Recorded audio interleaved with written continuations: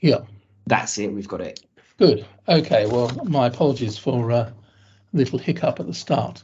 I think just to position myself, I mean, we just heard from a whole lot of what I might call AI enthusiasts.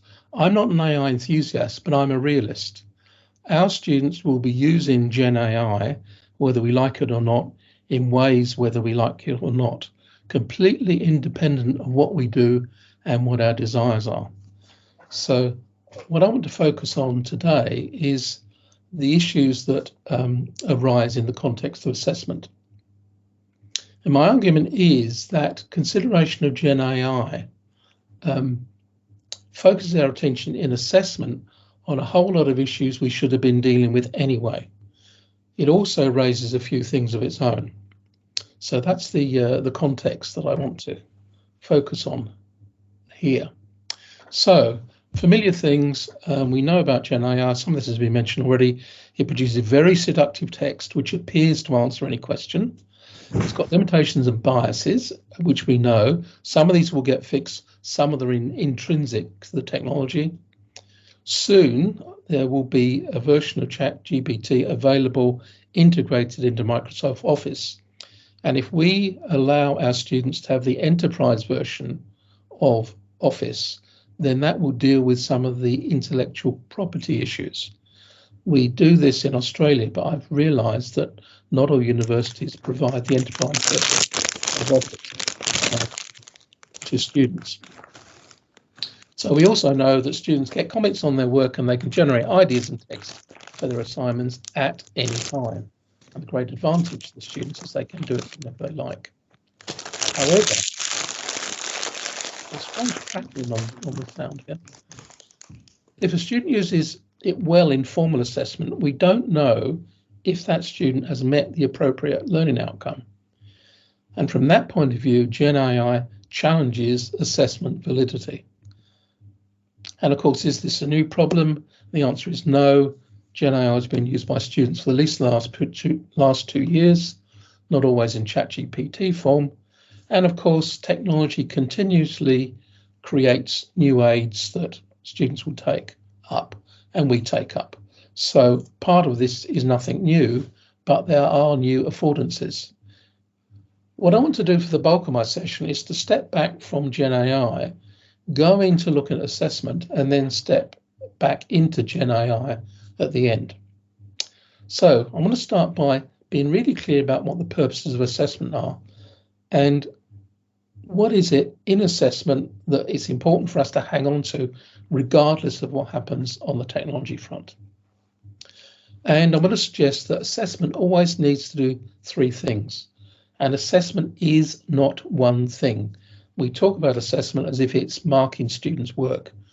There's far more to it than that. 3 key purposes of assessment is for assurance, for us to assure that learning outcomes have been met. This is a requirement on every university. It's embedded in the code of practice for assessment for universities. Secondly, we use assessment to enable students to get information which aids their learning now, so that ultimately they will be able to meet the learning outcomes that we set for them. And third purpose of assessment is to build students' own capacity to judge their own learning. At the end of the day, when they're out of our hands, it doesn't matter whether we assess them or not. In practice, in the world at large, what's important is students can judge their own learning with others rather than have it judged for them. So let's focus on the first of these. I want to spend most time on the assurance purpose of assessment.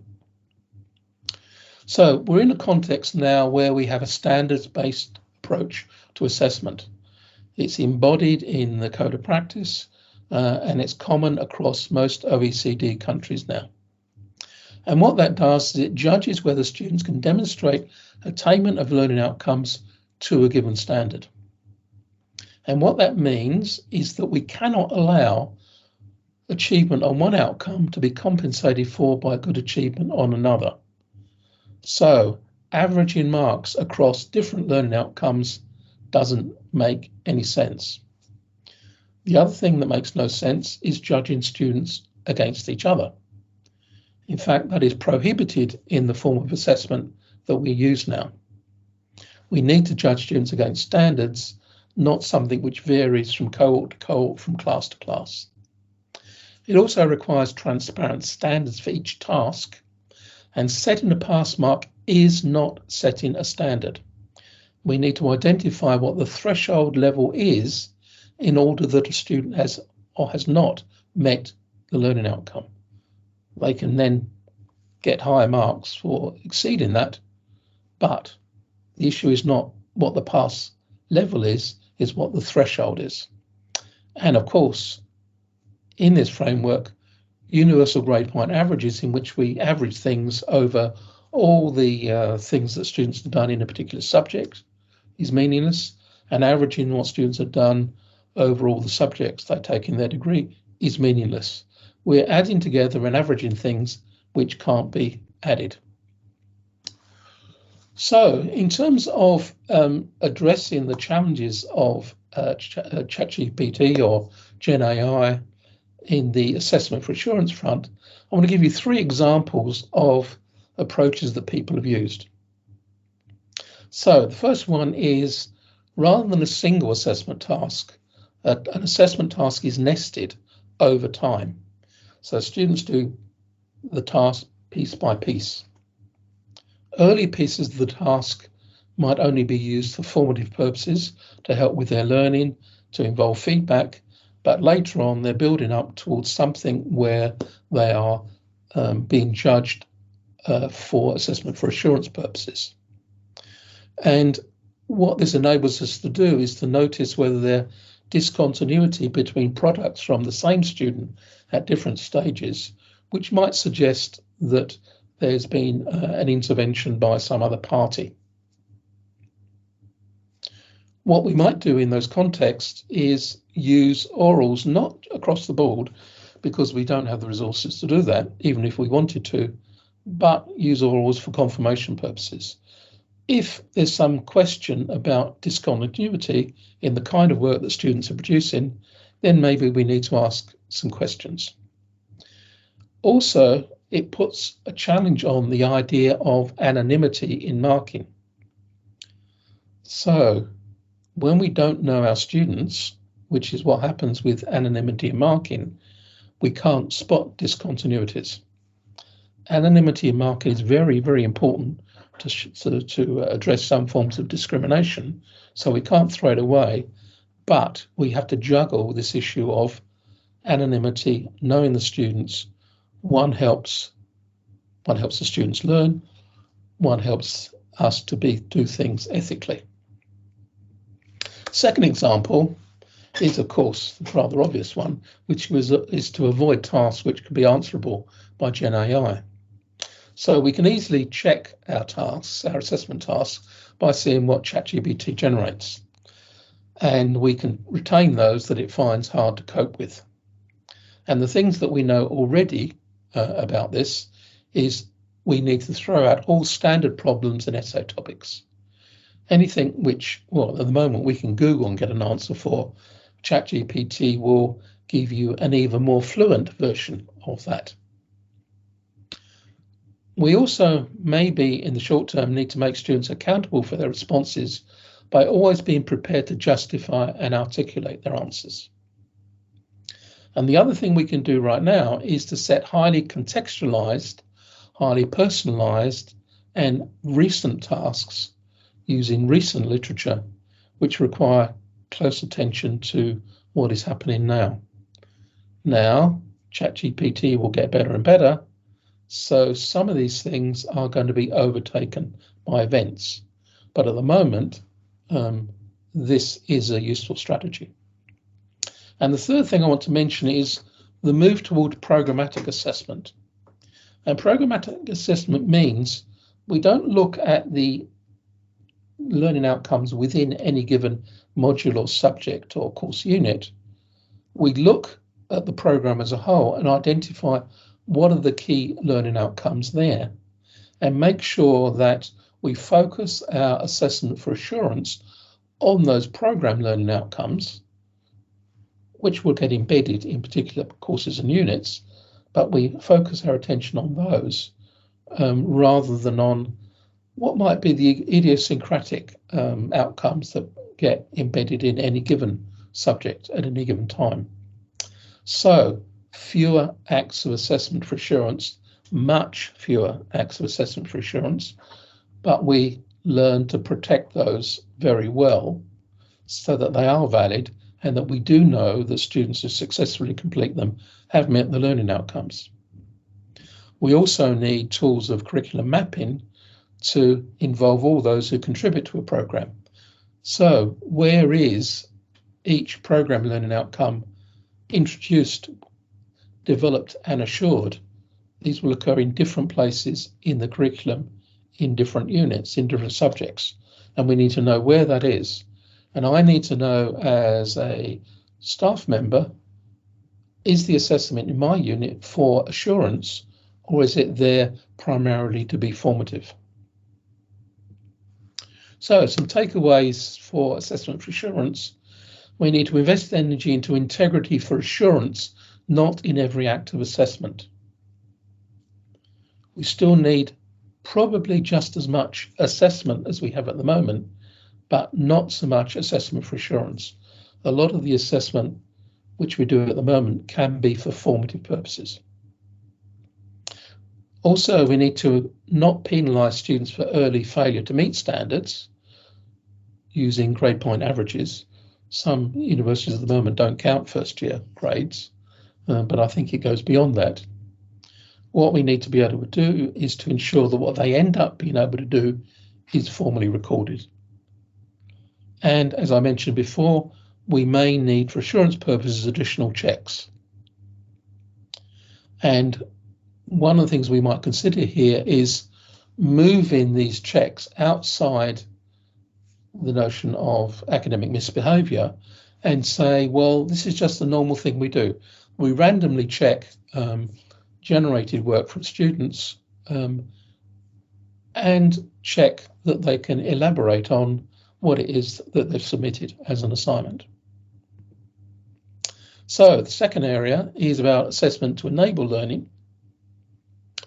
And mostly this focuses on the notion of feedback processes.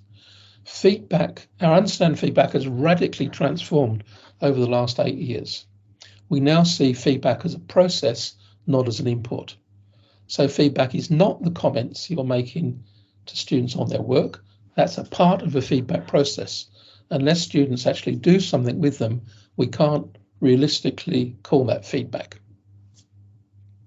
So feedback's enormously important because it's one of the very few ways we can tailor courses to the individual student. Everything else is the same for equity reasons, but we know that students differ from each other and therefore we need to respond to their uniqueness. We need to design feedback processes very carefully because without active engagement from the student in eliciting feedback information, in processing it and acting upon it, it hasn't really occurred, and we need to judge it in terms of its effect on learning. We also need to disentangle grading from feedback, which means that not all tasks need to be marked. Students do all sorts of things at the moment which they're not marked on or graded for, but they're very, very important. So we can have feedback on assessed or non-assessed work. Not all assessed work needs to be linked to a feedback process. So, for example, it's a very bad use of our time to give students feedback information at the end of the semester, at the end of the course.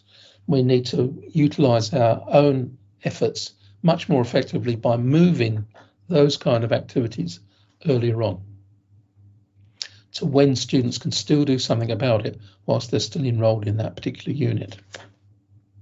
So, some key takeaways here. Help students know that engaging in assessment for learning is essential if they're going to meet the assurance standards. We should have data from the things that we teach, which shows students that those who engage in these formative processes and get feedback information do much, much better in the assurance tasks. If they don't, we're doing something wrong. So under these circumstances, they cheat on assessment for learning, they only cheat themselves.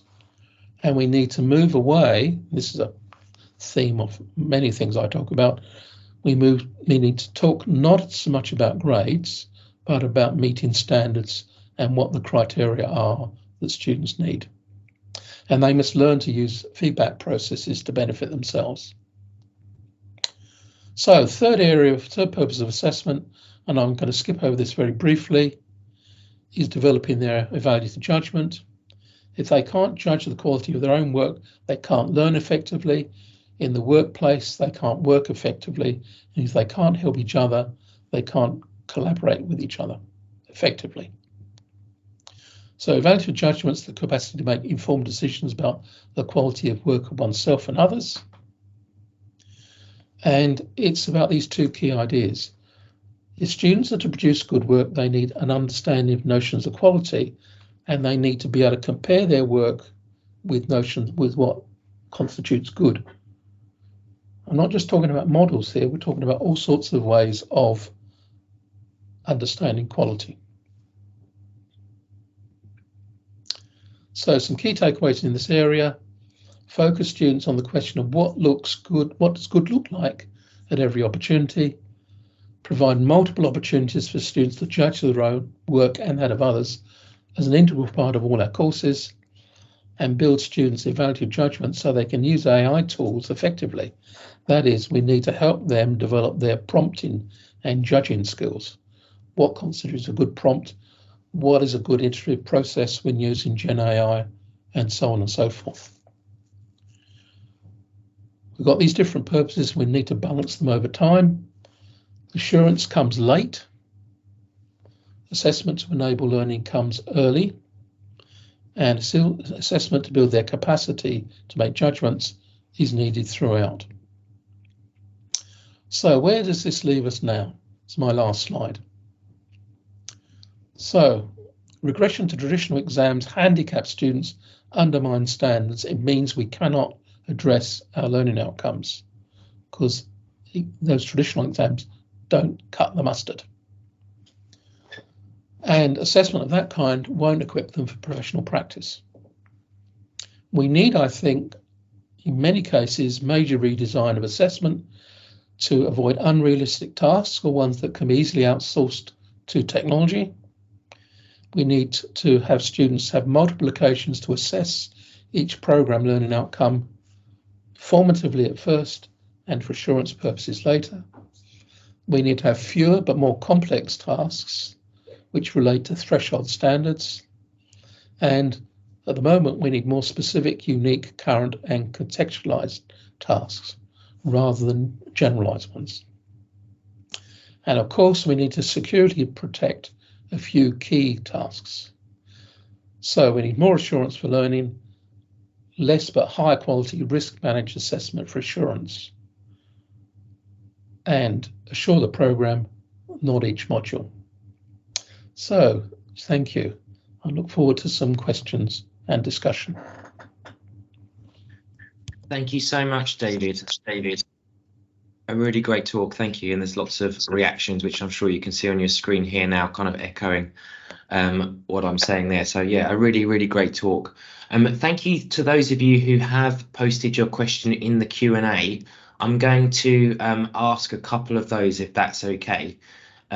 So the first one we have from Claudia is, hi David, what do you mean by students being prepared to justify their responses apart from the ad hoc oral assessments, please? What I mean by justifying their responses is they can actually produce something which they hand in, but can they articulate that themselves? Or if they can't articulate that in some way, not necessarily verbally, but can they elaborate, can they explain some aspect of it? Then that leads to the suggestion that maybe, you know, they didn't produce it, it was produced by some other source. We don't know what that some other source is. It might be AI, might be contract cheating, might be a friend, whatever. So that's what I mean by justifying. I guess sometimes in those sorts of cases as well, it could actually be beneficial for the students as well, because in those discussions, they might actually realize they know more than they've actually kind of spoken about. So as a learning process, I think it could actually double up there as something that might be beneficial rather than seen as a negative kind of thing, really. Yeah, and if we use that a lot, then we need to go back in our teaching and say, well, are there sufficient opportunities within the course itself for students to articulate what they know? And that's just as important outcome as being able to take tests on it. Yeah, absolutely. We've got another question from Angela, and then we'll see how we're going with time. Angela has asked, is AI the way to convince teachers and students that feedback on non-credit bearing work has value? We regularly get pushback from lecturers that students only value assessments that contribute to marks. Yes, I mean, it is true that we have trained students to only take things which are marked seriously. This was an error that we made many, many years ago, in which when we moved to continuous assessment, and the process since has meant that students do less tasks of their own volition, and they only do tasks when they're marked. So there is a real problem here about this. This is nothing to do with AI. This is to do with the ways in which this issue has crept up on us. So we need to convince students that the only way you learn, you don't learn through listening, you don't learn from reading, you learn through doing tasks. Absolutely. And we need to make sure students understand that, and incredibly well. And we need them to understand that they need to do these tasks, because at the end of the day, when we have these assurance tasks, the ones that really count, then they're just not going to be able to meet them if they haven't done these other things. So this is the persuasive, this is the convincing talk that we need to be a good teacher. Yeah, absolutely. Yeah, and a very good point. Unfortunately, we've run to time now. I think there might be a couple of other questions. If you could have a look at them, David, that'd be amazing. If not, I can send those to you just so we can get some sort of response. But it's been a fantastic talk. So thank you so much.